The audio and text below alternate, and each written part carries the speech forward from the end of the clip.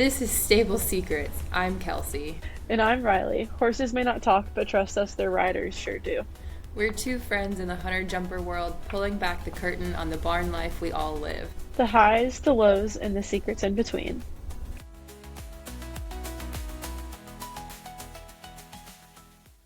All right, well, welcome back to episode 2. This week we thought it would be fun to talk to y'all about rehabbing horses and some of our favorite exercises and how they work together. With rehabbing comes a lot of heartbreak, a lot of regimented scheduling, and a lot of ups and downs, as I'm sure anyone else that's had rehab animals, dogs or cats as well, go through. My most recent one is Yuri's neck. He had an accident in the pasture about 3 years ago at the barn that I used to board at and flipped himself over and landed on his neck and kind of gave himself a crick in his neck. And then between that and the saddles that I was told fit my horse really well, it was also putting too much pressure on his withers and spine area. At the time, I was taking him to Brazos Valley Equine Hospitals. Incredible facility. They have great surgeons, all of that. And we had to do a couple CT scans because he was showing a bunch of hind end lameness, or just like not having his normal power from the back end. Whereas he's, like you said before, I love a powerful horse. He had a big, powerful trot. He had a big, powerful jump, all of this. And you could tell was uncomfortable. And then his big, powerful trot slowly turned into hopping to where his head, he can't find a comfortable position for his head and neck whenever you're riding him. And it's not even a limp. Like, it is just the most uncomfortable gait. You can't tell if they want to trot, they want to canter, they want to walk. You can tighten your reins, try to hold them up, which is the worst thing to do, obviously, for really any of them. And it wouldn't make it any better. You could loosen your reins to the buckle, and he's still going like this. Like, can't get comfortable. The whole horse is just wrong. So after doing a bunch of that, they thought it was EPM. We tested for EPM. He had slightly high titers showing, hey, he's been exposed to EPM. You can treat. So we did the small treatment to see if that helped. He had nothing changed from that. And then he started showing a little bit of kind of neurological symptoms for a little bit. He would kind of lose his hind end, and you'd pull his tail to do a neuro test, and he'd fall with it a little bit. Not fall, but go with it, whereas they're supposed to pull back. Right. So after we went through all of that fun stuff, they decided they wanted to do a CT scan, and they found mild left extradural compressive lesions at C6 and 7. So his two vertebrae in his neck, they kind of sit interlocking, but not terribly. Like, your whole spine, everything moves really well, right? There was a tiny lesion, or like I don't know how else to describe a lesion, like a mark in between there that was rubbing, basically. And again, at C7 to T1, which is associated with medial joint capsule and articular facet enlargement. So in the bone itself of the spine, each little leg that sticks off of the spine is a facet and a joint space in between. So that joint space was being compressed too much. So it's basically impinging, is how I understand it, at least. There is no medical knowledge that is like actually genius about this. This is just my impression. Yeah. And then he also has mild C5 and C6 osteoarthropy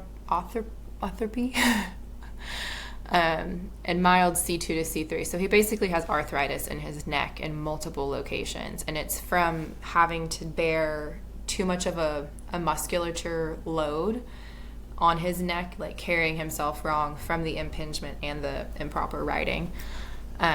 That's caused all of this damage, and with all of that, it ends up compressing a nerve in his spine that makes him feel like his leg goes to sleep, basically, or like he kind of gets numbness, is the best way that they've described it to me.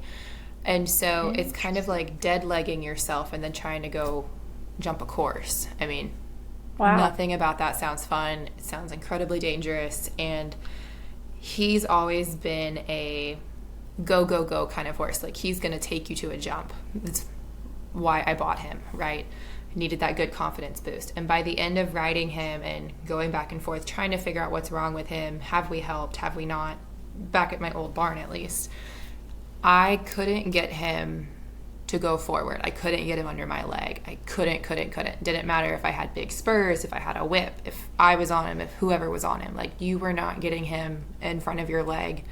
And the horse that would happily jump from anywhere was having to take chip spots and not comfortable. Like, it was the worst feeling to just completely lose my horse, essentially. So we have done a different route than initially we were doing. So they injected those different areas in his vertebrae at Brazos Valley. It helped initially. And their rehab program was, give him a couple weeks off after the injections, then start lunging every day, slowly building up, like start with a walk for, a couple weeks, or not even a couple weeks for a walk, just a couple days, like loosen up, make sure they're not lame after their injections. And then start adding in the trot, adding 2 to 3 extra minutes a week per side. After you do that for a couple weeks, then you can slowly add in the canter. Well, at that barn, it didn't help him. They still thought they saw other things. I disagreed. Part of one of the reasons we parted ways in the end. I was advocating for my horse. They were advocating for their own ideas. Since then, I moved Yuri to a different vet who I actually grew up with, and she was studying under a specialist whose medical research has taken kind of a different approach from most equine hospitals. Like, she has researched shoulder girdle, which in one episode down the line we will get her or someone on to kind of go into more detail, because it's a whole thing that I know not near enough about to explain. Also, before you go into this, yeah, can I ask a question that I feel like some viewers may have? When a vet tells you, hey, make sure he's not lame after injections, and I assume this horse is on stall rest, correct? At the time, no. He was partially in a stall, partially out, because they wanted him to not get cooped up, because he is a sensitive soul. And if he stays in too long, he gets himself upset and is more prone to colic. So he was not in work afterwards, but he still kept his normal schedule.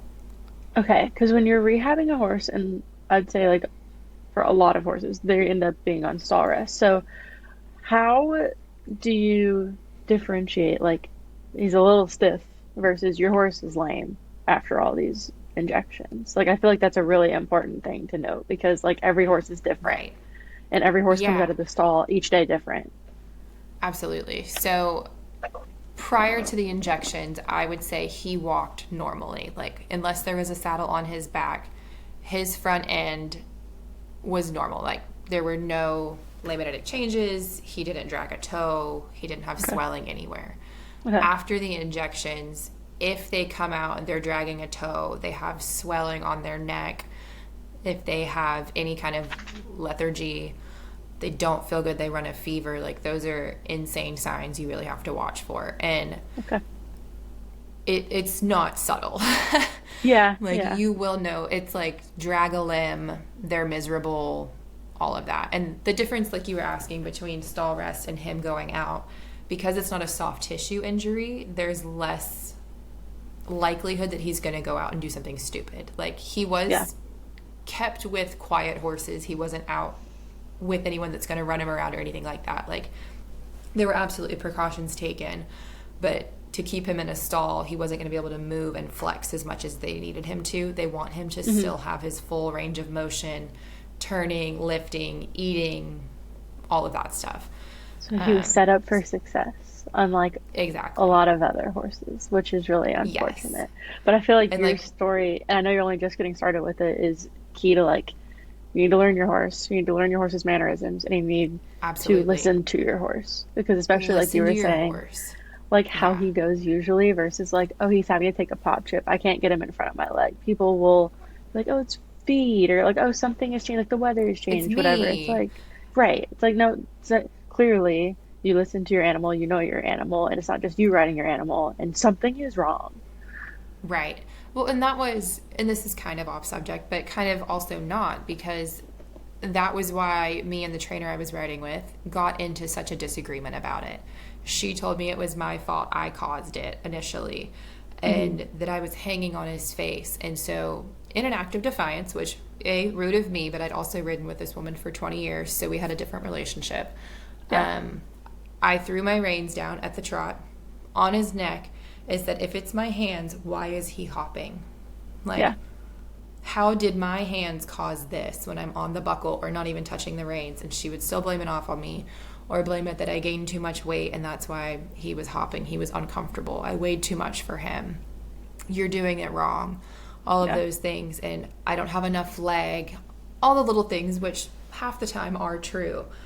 But when she would get on him and he would spook more than he'd ever had, he was never a spook. He took off with me at some point. That's not his MO. Like, Hmm. he was giving us all the signs of pain, and I'm the only one that was listening. And they Yeah. wanted to say, oh, it's his hocks. We see it in the back end. Because, like, if it's his hocks, why is he lame in the front end? Yeah. Why is he continuing to hop around like his shoulder and his neck hurt? And you go to Yeah. touch his neck and brush him and he flinches. Like, Yeah. listen to your horse. They give you so many more signs than you really think they do. And if you know their mannerisms and how they interact with you on a day-to-day basis, you're so much more prone to catch them. It's insane. They Yeah. they made me feel like I was crazy, and I'm so glad I listened to my gut and listened to my horse and went to the vet that I did, because at the end of the day, yeah, it's taken a long time, but time is nothing if it's going to get me my horse back. Even if we're not, I Right. mean, I have no plans to go back and do the meter 20s with him at this point. Like, just to have Yeah. him back comfortable under saddle where I can walk, trot, canter, maybe go over some jumps, I will be so happy I will cry. Well, and that's the thing too, with like being a horse's owner, even a horse's leaser, like you are their biggest advocate and you have to Right. stand up for the horse. And even if like, yes, you had a different relationship, but obviously like you were saying, like the signs are so wrong, like be defiant. Be like, you know what, fine. If I'm so wrong, then show me, prove it to me. And Right. worst case, the vet says, you know what, you're crazy. Your horse is fine, then fine. But at least you did the due diligence and you spoke up and you said something. So I think that's like a Exactly. good And message is don't be afraid to say something. since we took him home, put it in the different protocol, they put him on methocarbamol, which is like a Super muscle back. relaxer basically, and it helps with nerve pain as well, I believe. So he has lived on that twice a day for a couple of years. It was like, he's come on and off of it. He hasn't lived on it the entire time. But whenever he's really bad, he gets that, and he lives out. He gets locked up during the day because he's black. We don't want him to fade or get too hot, whatever. But primarily, he has free reign. He can come in and out of his stall as he wants. Um, they put us on a pretty decent lunging program, like 2 to 3 times a week. Nothing strenuous, really. Like, make sure he's walking, make sure he's moving and stretching. And if he wasn't comfortable, like if he starts hopping, you're done. And that Hmm. was just the beginning of it.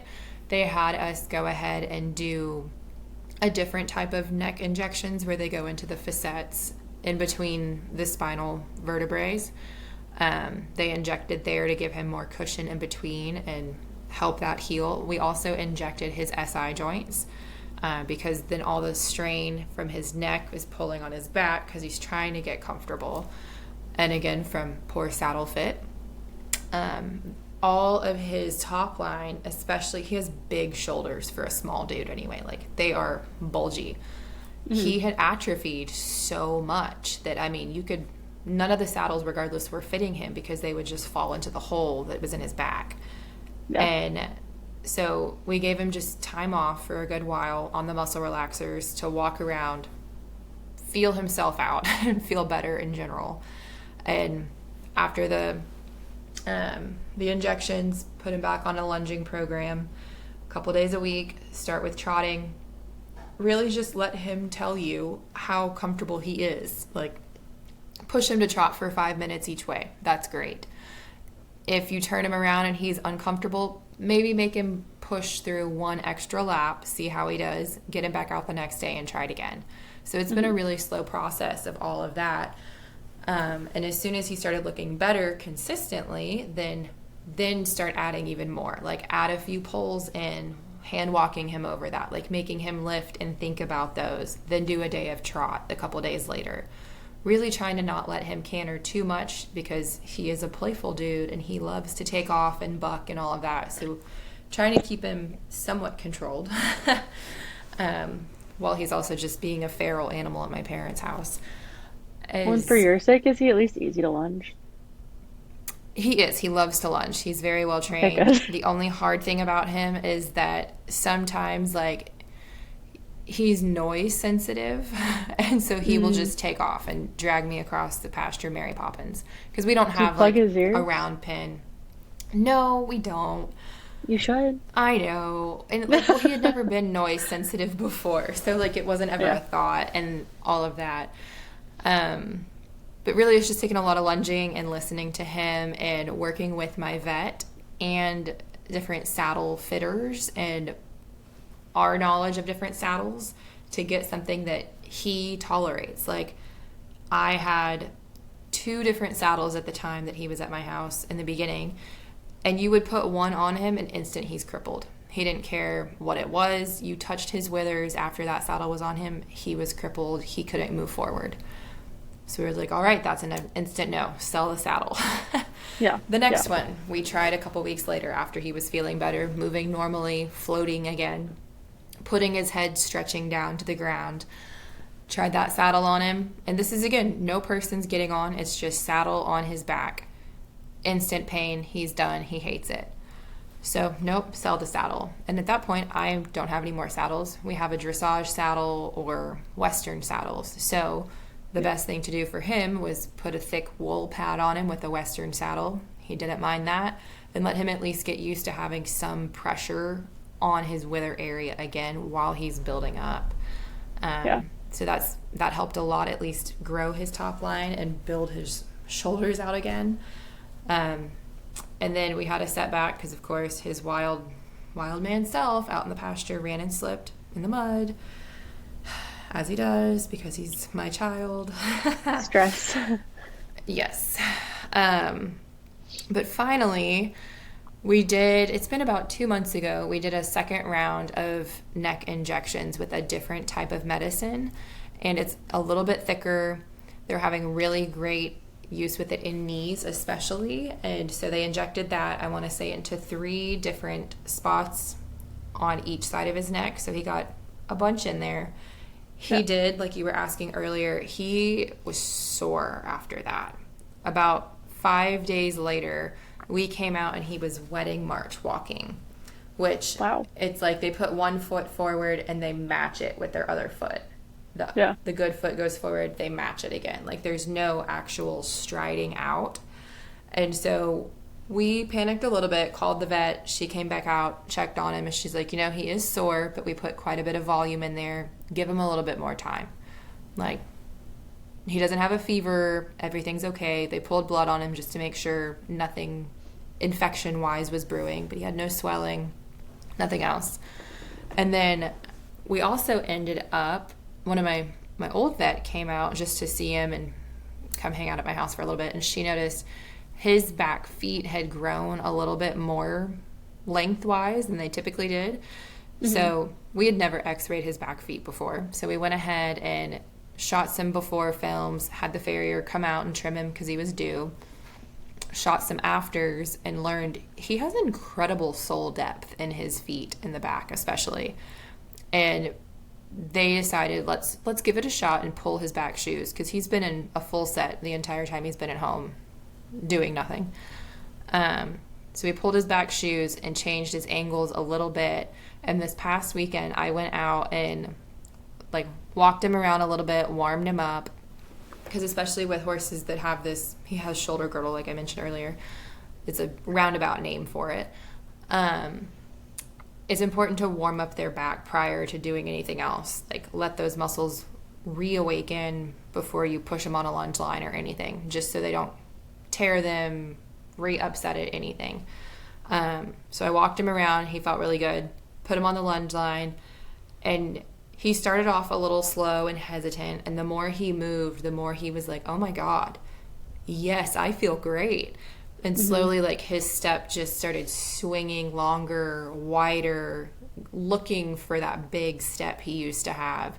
And he literally sat back on his butt and rolled into the canter. And I was like, holy crap, that's my horse. Like, he's using himself. You can see him sitting back on his big round butt and tightening through his core and lifting and all of that. Using so I was like, himself okay, this is the way good. he's supposed to. Yeah, absolutely. Like, using himself for the first time in I don't know how long, and feeling comfortable, and like, you can see his face. He's licking and putting his ears forward like, oh my God, yes, this is good. Yeah. And so I lunged him a little bit both ways to let him warm up. And I recently got a new saddle, and we had tried it on him a couple weeks ago. He seemed to really like it. So I was hopeful. So this is the first time since he's been feeling really good that we put it on him. And I left it pretty loose. Didn't want to tighten it up quick since he is a problem child. And I take him out and he starts lunging again, and he looks phenomenal. Again, like, every few steps he's just feeling better and more confident. So I stop him again and I tighten it a little bit more just because it's starting to slide back a little bit, but it puts it in a good spot. So we tighten it up, and he goes out and he works himself. Like, I ended up just standing there, and he trotted lap after lap and would go up into a canter, a nice canter, which before, like I said, he's taking off and running and doing stupid shenanigans, spooking. We spooked once, and it was actually a called for thing. Like, other things were happening at my parents' house, so it was fine. Other than that, he worked himself and used himself, and we'd turn around and he would do the same thing. Like, each lap he looked better and happier, and it was the nicest thing to see. So then I actually got to get on my horse for like the second time this year just to see how he felt, and he was still ready to go. He was kind of a kite, or at least felt like it. In the video, he looks like he's going nowhere, so it's also just my having been off for so long. But he was just a ball of energy and went right into the trot and was so freaking bouncy again and ready to go, put his head down. He's still adding the weight. You could tell he was kind of like, okay, is my head going to feel okay here or here? Like, where do I need to go at first? And then he just settled in and was happy to carry himself right off the bat, which was so nice.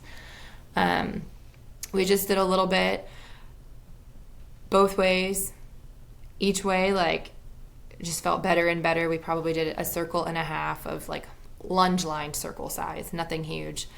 And I got off and just could have cried happy tears. He was so much more normal than he has been in forever, and felt like the horse I actually bought almost 4 years ago to help me get back into it and do all of the things I want to do.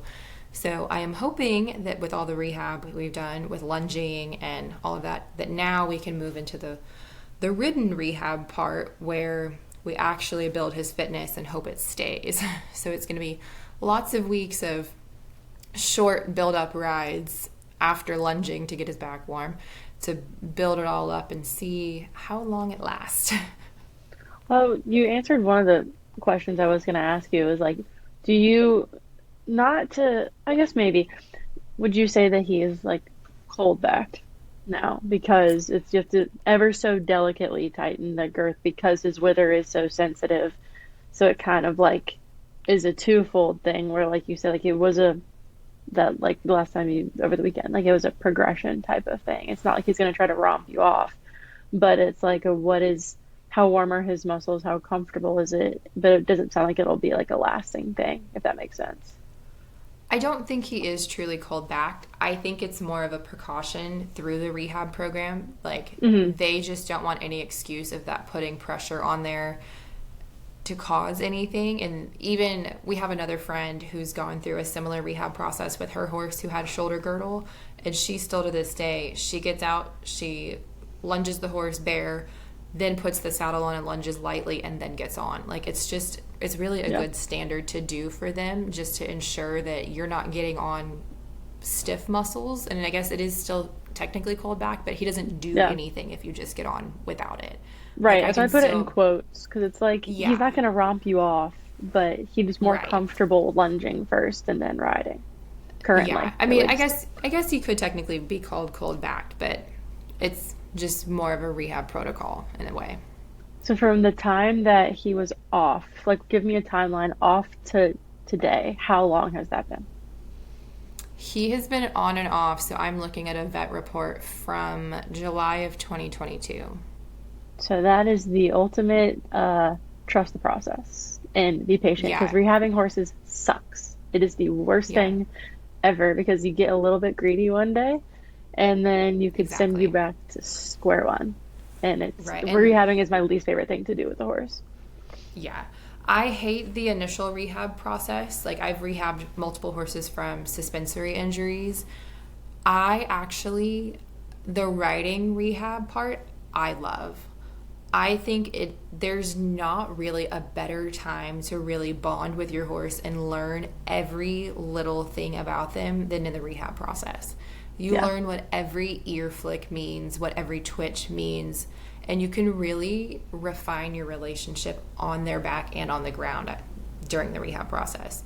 I Yeah. mean, you spend so much quality time with them while they're injured, loving on them, making sure you hand walk them, all of that stuff. But when you're on them and you have to actually take the time to do quality work but not push them. So, I mean, suspensory injuries, you start with, and it's been a while since I've done them, so give or take one or two laps around an arena at a trot.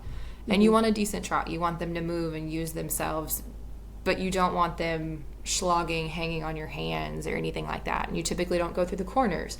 So you really get to refine all of your aids and every little inflection that you're asking of them. So I love the rehab process. I'm so excited for it. And to Yeah. get to rebuild that relationship on his back and not just be the mom that gives him cookies all the time and like build the trust again. Yeah. Well, and it's good that you're so knowledgeable from out of the gate, whether it's from having horses with a bunch of injuries or just because you've taken the time to learn and do your due diligence, where you can recognize all of those inflections and all of the small nuances that comes with Yeah. the riding aspect, especially of rehabbing a horse. Because some people have no clue and they do what their Right. trainer and the vet tells them to do, and in theory they're doing the right thing, but for all they know, like their trainer's at a horse show and they're rehabbing their horse based on what they're told to do for that ride. And something very big could be wrong, but it could be such a slight feeling of a difference that they would never know. Right. And it's, you have to feel everything. And again, I think it's such a great time to learn, oh, this is exactly how my horse feels on a day when he feels his best versus he feels slightly off left hind today. And like you learn every little piece of your horse from the toes up and Yeah. have to pay attention to be able to make sure that you're giving them the best chance at rehabbing for themselves, even just as an animal, an athlete, all of that stuff, and not just as your riding horse. Like Yeah. you come to appreciate all of that so much more. And I think it helped too that I worked at the vet clinic Yeah. for the small animal, not small animal vet, but for my vet for 2 years too. So I got to see even more how involved stuff like that is with them, like every little everyday thing, like learn more about the vaccines and deworming and how to wrap with a clog or how to really treat an abscess different ways if they're not popping out, stuff like that. Like learned so many super useful things between that and all the injuries growing up and just also being blessed to have my horses in my backyard and being Hmm. their primary caregiver. We didn't have a choice. Like it was either you figure it out and you learn or you're going to pay someone really big bucks to then board your backyard horse somewhere else just for them to take care of it. Hmm. Yeah. I just say I hate it because, like, you know me, I'm not a patient person. And so, like, and I've never had a horse of my own, right? So, like, I'm rehabbing somebody else's horse where whether it's me doing my friend a favor or like it was my job and they're paying me to do it. And you're just like, you're so close every time. And it's like, all right, and I'm not taking it for granted, but I'm also one that's like, I'm going to err on the side of caution for literally everything. Yeah. And a lot of or I say a lot of, I haven't rehabbed many horses, but the ones that I have, their injury was much deeper than what we knew that it was. So Right. I can't say that I have successfully ridden a horse from like ground zero to the entire fruition of the rehab process because it was a deeper injury. So I haven't had like a huge success story like you, but I would love to. I just am like, we have been so close, but haven't able to like cross the finish line. Yeah. Well, we also really lucked out too. Like with our injuries, we're close enough to Texas A&M Vet Hospital. They, at least back in the day, were the top of the game. They had all of the tech that we needed. They gave you in-depth rehab programs with milestones to hit. And because I was also interested in it and a student there for some of the time, like I made good relationships with some of the vets, and you could just call them up and be like, hey, Catano feels like this today. Should I push through or should I come back and see you? Like, what is the recheck? What do I need to be looking for? What should this feel like? This is how he normally feels versus this. And it also, like with the rehab program, it's so exciting. Like I said, I love it. It brings a whole new level of anxiety to riding too, because then Hmm. you're second guessing every stumble, every false ear flick. I mean, Every they inflection that you were saying. exactly like you overthink everything. Like, oh my gosh, did he do this because he hurts again, or did he misstep too far? He like pushed through my half halt, and we took this corner too fast, and he did this. Like, did we just start back over and he's messed up again? And that'd be more obviously with a suspensory injury or a hock injury or something like that. Like there's Yeah. so many nitty gritty details that then you are so beyond anxious about that that's the worst part of the rehab to me. Yeah. That's fair. That's, I think, something that a lot of people don't think about too. Because Yeah. as riders who are used to riding a bunch of horses, like, you, and again, I'll give myself as an example. Riding a bunch of horses, never having one of my own, I question everything. Where I'm like, Right. hey, like, unless they tell me it's normal out of the gate, then I don't question it. But like, I feel like a small nuance where I'm like, that was a wonky step. I'll keep that in mind and like maybe mention it Right. later if it happens again. But like, it's interesting, like learning, like when to speak up, how to speak up, what's appropriate to say, that kind of stuff. Because you'll drive Exactly. yourself crazy with all that You stuff in your will. head all the time. And especially if you're rehabbing a horse for someone else, you don't want to cross that line and be like, hey, is your horse just weird or is this normal for him? Like, That can go so wrong so potentially, fast. yeah, like it's going to rub someone wrong at some point. And Yeah. I'm sure it's happened for all of us if you've rehabbed someone else's horse. Like, it's going to happen, but it's also still, they're looking out for the best interest of your animal at that point. Yeah. And then you have to make sure you say it the right way. But you can fully say, like, if Oh, you're yeah, friends with somebody, like, is your horse just being weird? Because, like, I haven't felt this right, before or seen this before. Like, you tell me. right. Well, and again, like you riding so many horses, I rode so many horses at the barn that I grew up at, and so many different types of horses, sizes, styles, all of that. I've always had a very sensitive seat for Mm, lameness and stuff like that. Even the trainer I rode with, like, she was fairly sensitive with stuff like that. But if she questioned it, she would throw me up and be like, hey, what do you feel? yeah. And I could be like, ooh, left hind feels slower than the right hind, and I feel like they're hesitating through this. And if you ask them for this transition, it's funky, whatever. Like with all the injuries, I think helped teach me how to really rate their gaits and feel for little off beats, basically. And that's what, now that Yuri's going better, I mean, I say going better. This is the one ride we've had that's been great, and I'm just crossing my fingers and toes that it keeps going that way. Because obviously, I'm not trying to like jump into taking him to a barn and a trainer and just get back ASAP. Like, it's still going to be a long process for Yeah. the next year ahead.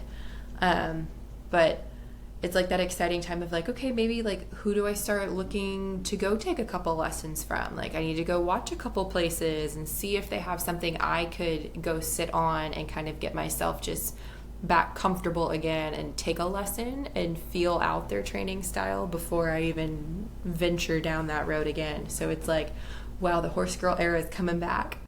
I love a pole exercise, just, making them aware where their feet are whenever they've come back from EPM or something like that. Just some flat poles on the ground with trot steps measured between. Yeah. Those are usually just my go-tos at this point. That's the most I've made it through it in the Well, last couple of years. how it's an interesting, perhaps complex question. When you're measuring a trot pole, do you have like a standardized 3 feet, 4 feet, or does it depend on the horse, or does it depend on the situation, or what do you usually do? So mine kind of depends on the horse and the situation, I feel like. So So complex. yeah, it's pretty complex. So like Yuri is small, but when he's well, he has a big step. But during the rehab program, he was short striding because he's not comfortable. So, and he's at my house on a lunge line for the most part at this point. So I would tend to lean 3 feet for those so that it's not making him stretch beyond what he's comfortable. Yeah.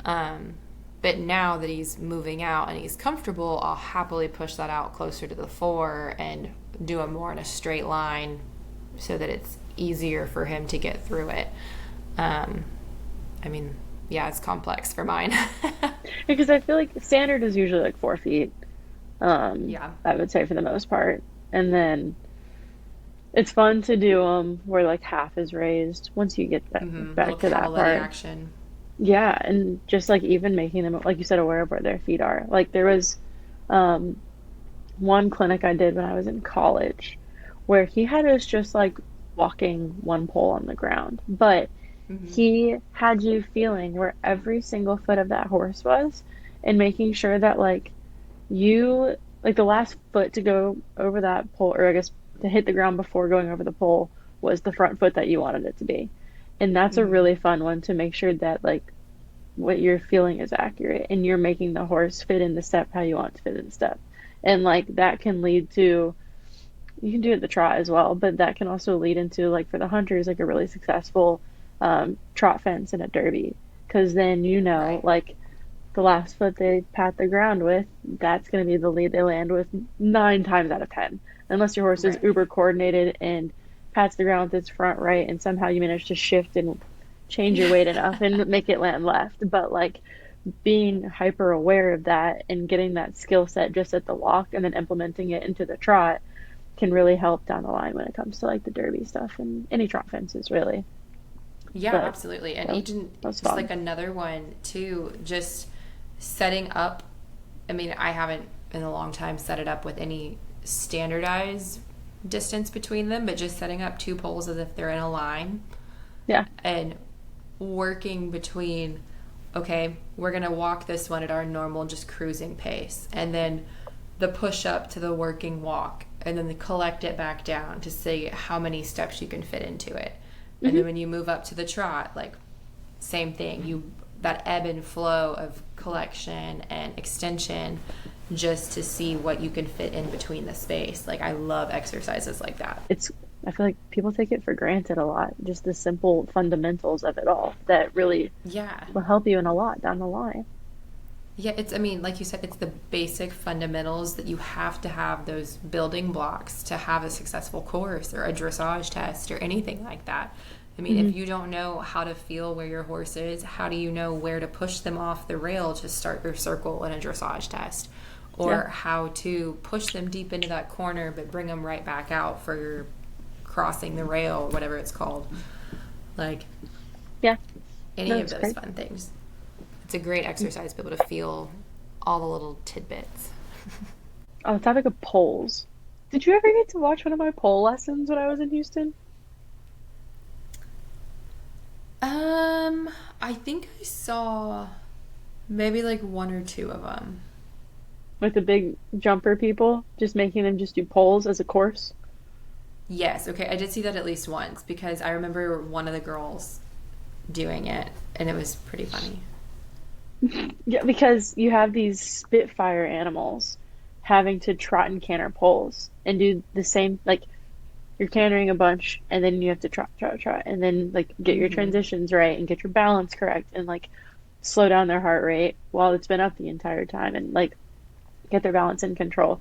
And let me tell you, when I did those pole courses, like to people who didn't get to see it, I do still have videos of that on my phone actually.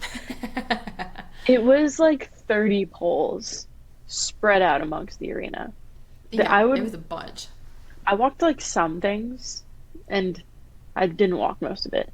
I walked like the trot poles, of course, and there was one where like I would throw in a trot fence after some trot poles too. So obviously like that was walked because that's all related. But like Right. I just had to figure it out.